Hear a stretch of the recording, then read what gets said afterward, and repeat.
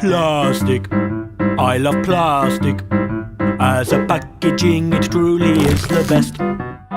Stuff like paper gets so soggy, whereas plastic stands up to the water test. Plastic. Use it once and then just throw it out, my dear. Where it goes is not my problem. There's lots of room for stuff upon a lovely sphere. Plastic in 1950. Quite a lot of plastic was produced that year. But not as much as the 2000s. We've really moved into the higher gear. Plastic, if you wonder just where all the plastic is that isn't here, just stroll down to your local ocean and hop over the end of any pier. Plastic, it's in the water. Some floats about, some sinks beneath the swell. All the big bits become small bits that get gulped by crabs, fish, shrimps and whales as well. Plastic, lots of plastic. There's such a lot of plastic in our sea. Like a big soup of plastic sea glue. I think I'll eat this yummy fish for tea. Plastic, without plastic, all the microplastic toxins on our head. I'm so plastic that I feel sick, and I've made of plastic stamped upon my rear. Plastic, so much plastic. Bottles, cotton buds, bags, butts and nylon rope. From the Pacific to the Arctic. Though I love it, I don't think the sea can cope. Plastic, it's in my house.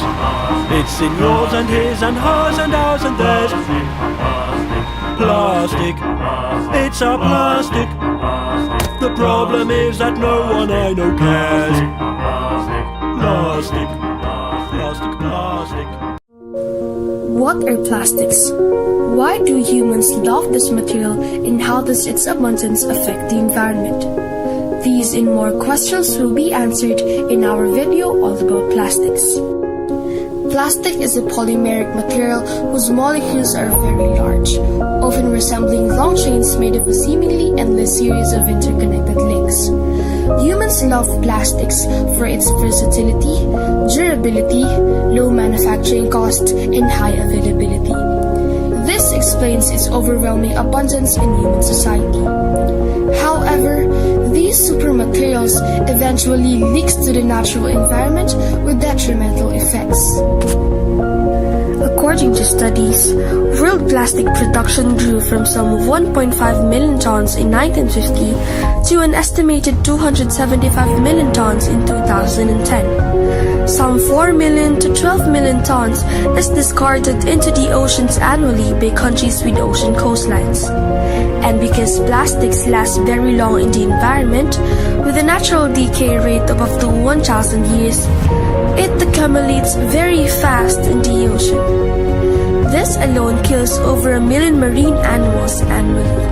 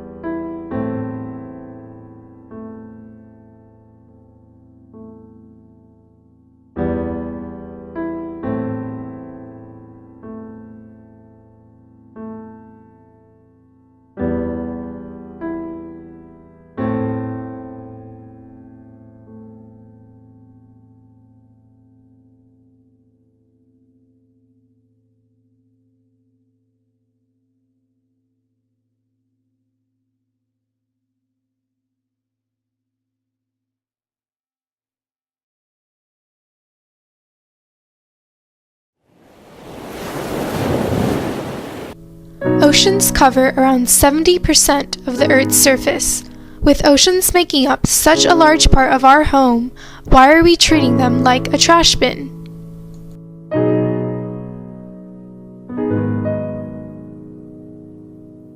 The root of this crisis is simple. Most of the pollution is made up of plastics.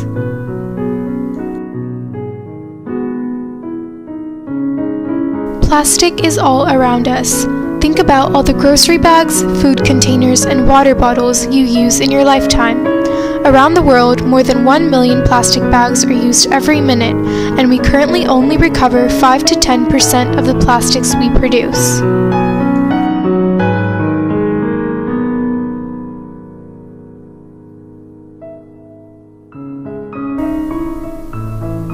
Almost half of the plastic we produce is just used once and thrown away.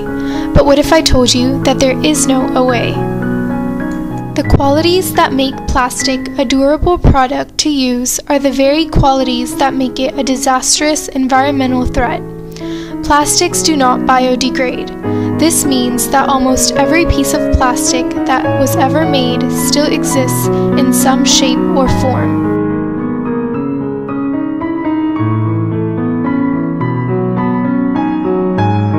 Plastic pollution has a direct effect on ocean life. Over 250 species are known to have ingested or become entangled in plastic. Animals such as seabirds and sea turtles mistake small pieces of plastic for food and can die from choking, starvation, and intestinal blockage. Marine mammals can get tangled up in plastic and die, unable to escape from the debris.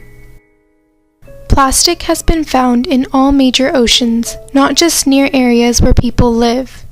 With 46% of plastics having the ability to float, products can drift to even the most isolated places.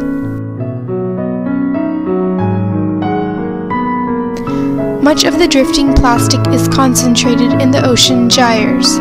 Ocean gyres are currents that make zones of convergence where large amounts of plastic gather. Plastic pollution doesn't just affect marine species, it also affects humans. Plastic debris in the ocean can absorb toxic pollutants such as PCBs.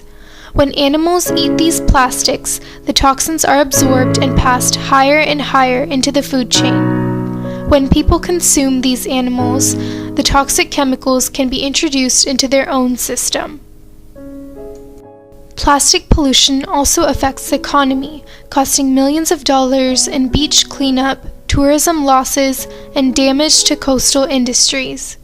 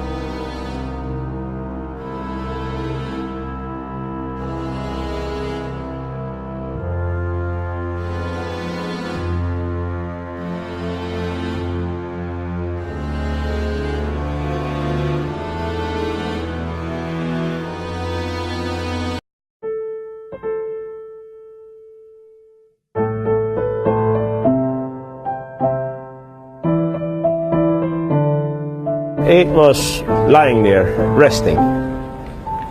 Didn't use energy, just lying there, breathing, trying to be alone. The fire department pushed it back into the sea to make it go away, but it came back. It was sick, dying, and eventually decided to shoot it.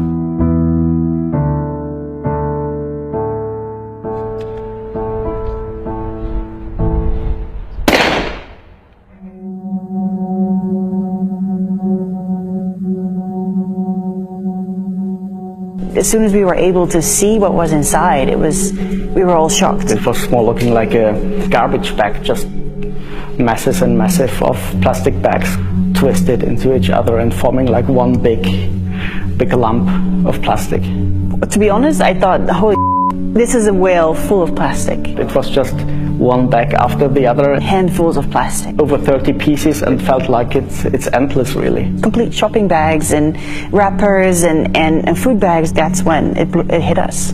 That we had a plastic whale.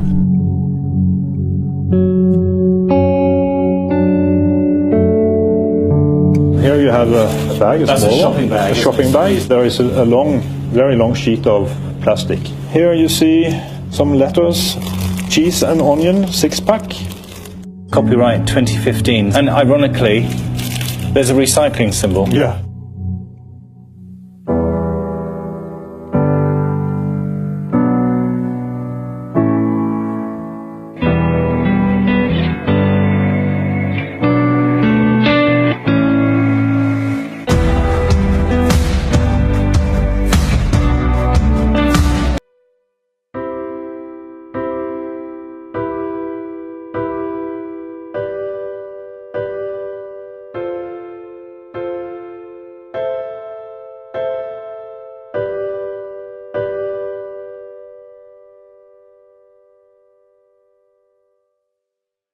But there is hope yet. Now, how are we supposed to combat these problems?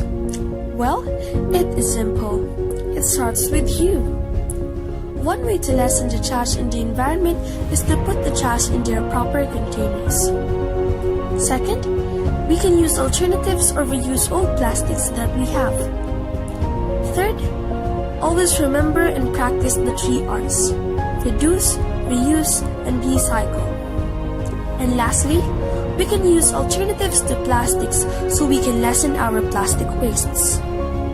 This problem doesn't affect marine animals only. It also affects all living species in the oceans.